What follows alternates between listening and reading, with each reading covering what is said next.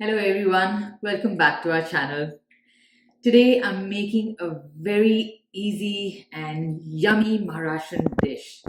This is something that Varun really likes, and because it's a cold and gloomy day here in Florida, I decided to make this his style. And today I'm making for you Kanda Poha.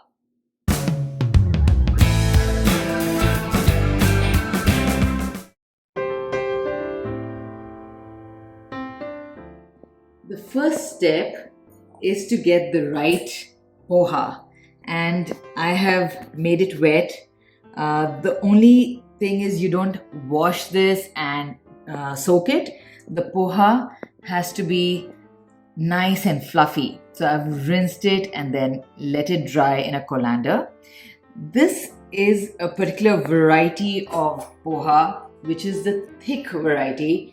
We prefer to use this for Kanda Poha.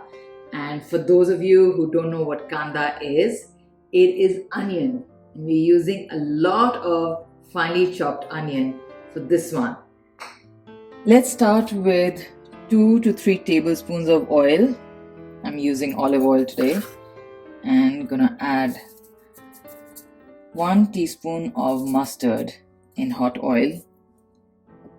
And as soon as it splutters, we are going to put in our fresh curry pata. These curry leaves are from our garden and they smell heavenly. To this I'm adding the curry leaves, and I am using about 2 green chilies. These are homegrown, so they are spicy. You can use any variety that you want. And then goes in our peanuts, also very important for poha, or for that matter any Maharashtrian dish. And that was just about 1 tablespoon of peanuts, not too many.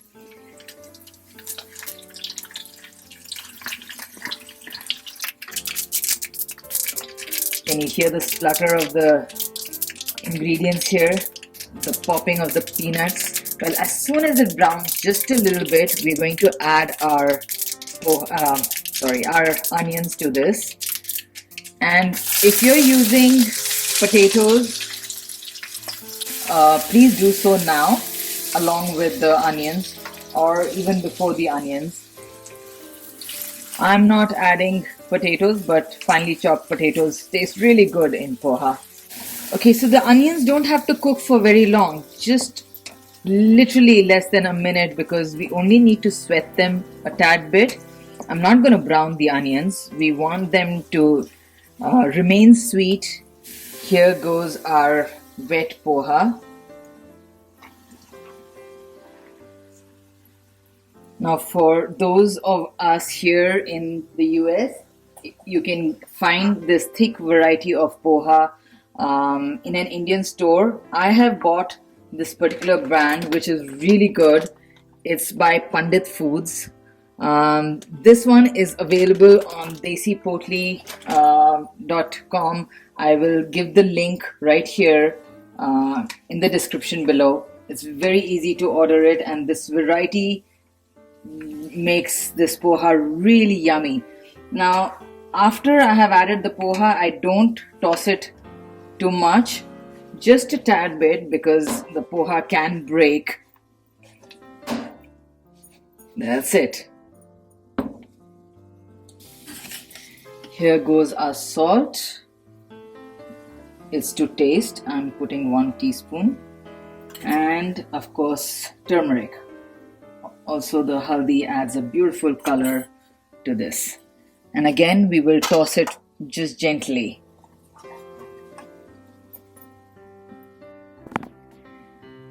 Please remember to make the poha on medium heat. And right now I'm just adding a tablespoon of water.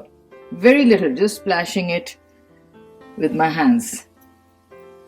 And then I'm going to cover it and let its magic take place in the next 5 minutes.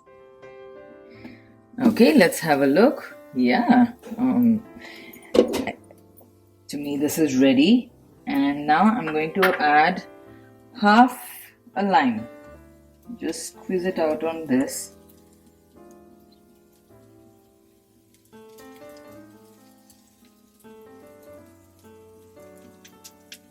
And add our freshly chopped coriander.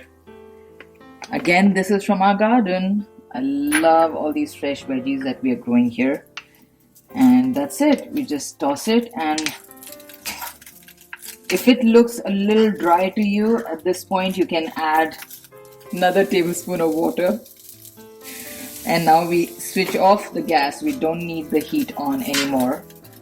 That's it. Take out this hot steaming poha and enjoy it right away. I'm sure Varun is going to love it. And here's how we're going to eat it. Let me show you the secret ingredient that Varun wants to top on this poha. What we're going to add on top is this beautiful sage, which we get from India, and this is so lovely. It adds this amazing crunch, and of course, because it's with lemon, it has that beautiful tangy taste to it.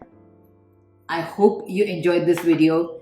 Please share it with your friends, and I hope you enjoy making it. Thank you so much for watching. Bye-bye.